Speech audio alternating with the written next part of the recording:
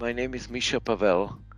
I'm a jointly appointed professor of practice between Khoury Computer Science and Bouvé Health Sciences. Now, my background is also interdisciplinary. I started as electrical engineer and then went into psychology, got my PhD in mathematical psychology, and throughout my life I have been working at the intersection of those fields. Well, we need math more than in psychology than in any other area because problems are much harder than in engineering or physics because we can't make measurements the same way we can make measurements in physical world.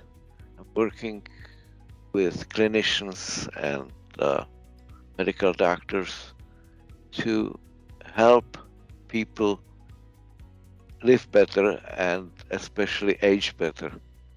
So the practical application of what I've been doing is to understand behaviors, be able to predict them, and be able to then help people perhaps improve behaviors or at least anticipate issues.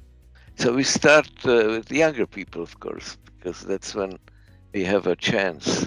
See, it turns out that your behaviors during your middle age is hugely influencing your aging processes.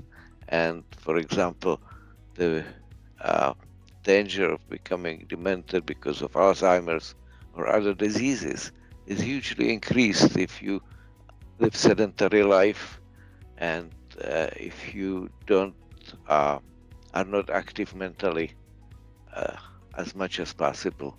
And so we're starting with younger people, trying to figure out how to get those that are not very active, which is a huge proportion in the US and in the world, and help them get excited about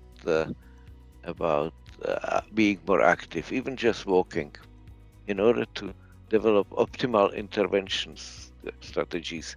We need to understand behaviors. We need to be able to predict what happens if they do this, if they do that, if we do this.